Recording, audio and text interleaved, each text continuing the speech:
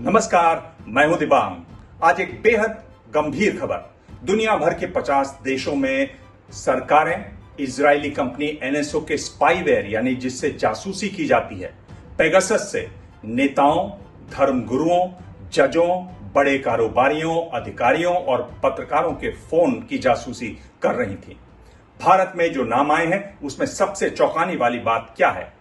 जिन पत्रकारों के फोन सुने गए वो किस तरह की रिपोर्टिंग करते हैं? भारत सरकार का इस बारे में क्या कहना है? पेगासस की कीमत क्या है? और सबसे जरूरी बात, क्यों माना जाता है इसको बेहद खतरनाक? आज बात जासूसी की। भारत के लिए इस खुलासे की सबसे चौंकाने वाली बात बताने से पहले दो बातें कह दूं। पहला, इजरायली कंपनी एनएसओ अपना स्पाईवेयर पेगासस सिर्फ और सिर्फ सरकारों को बेचती है।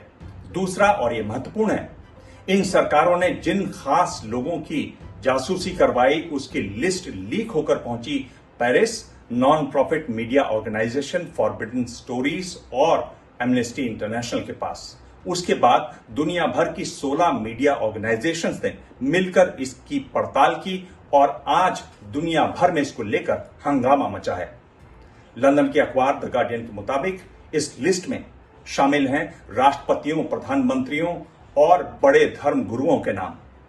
भारत के लिए सबसे चौंकाने वाली बात है कि मौजूदा केंद्रीय मंत्रिमंडल के 2 कैबिनेट मंत्रियों के नाम इसमें हैं। 3 बड़े विपक्षी नेताओं और एक जज की भी जासूसी हुई। पहली सूची में दुनिया भर के 180 पत्रकारों के नाम हैं। इनमें 40 भारतीय पत्रकार हैं जिनकी जासूसी 2017 से 2021 के बीच की गई। इनमें कई संपादक और पूर्व संपादक भी हैं। ज्यादातर पत्रकार दिल्ली के हैं। स्पाईवेयर पेगासस की कीमत कितनी है और क्यों इसे माना जाता है बेहद खतरनाक, इस पर बात आगे। पहले, जिन पत्रकारों की भारत में जासूसी की गई वो किस तरह की रिपोर्टिंग करते रहे। इससे साफ होगा कि आखिर उनकी जासूसी की वजह क्या रही। ये खबर आई द वायर में, जो लगातार सरकार पर कड़ी नजर रखता है और रिपोर्टिंग करता है। वायर के संपादक सिद्धार्थ वरदराजन और एमके वेणु की जासूसी हुई। दिल्ली के बड़े अखबार इंडियन एक्सप्रेस के मुजम्मिल जलील, जो जम्मू कश्मीर और आंतरिक सुरक्षा पर लिखते हैं, और इसी अखबार की रितिका चोपड़ा, जो चुनाव आयोग कवर करती हैं, की जासूसी हुई। रितिका की जासूसी उस दौरान हुई जब वो प्रधानमंत्री नरेंद्र मोदी के खिलाफ आदर्श आचार संहिता के उल्लंघन के आरोपों पर उनको क्लीन चिट देने के मामले में चुनाव आयोग में मतभेद पर रिपोर्टिंग कर रही थी।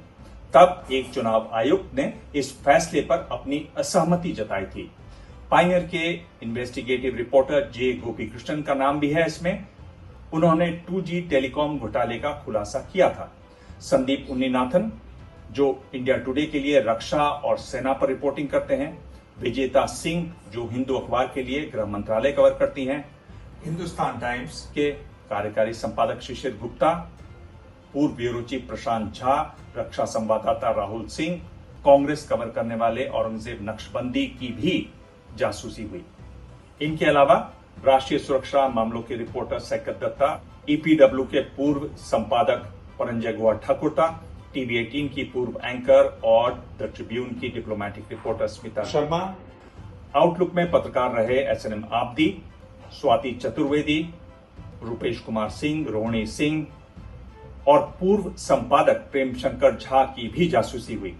प्रेम शंकर झा ने कहा, मैं समझ नहीं पा रहा ये मेरे लिए धमकी है या मेरी प्रशंसा। ज्यादातर पत्रकारों का कहना है कि जासूसी पर ध्यान देने के बजाय अगर सरकार उनके लिखे पर ध्यान देती तो बेहतर होता। और अब क्यों माना जाता है पेगासस को बेहद खतरनाक? इसकी कीमत क्या होती है?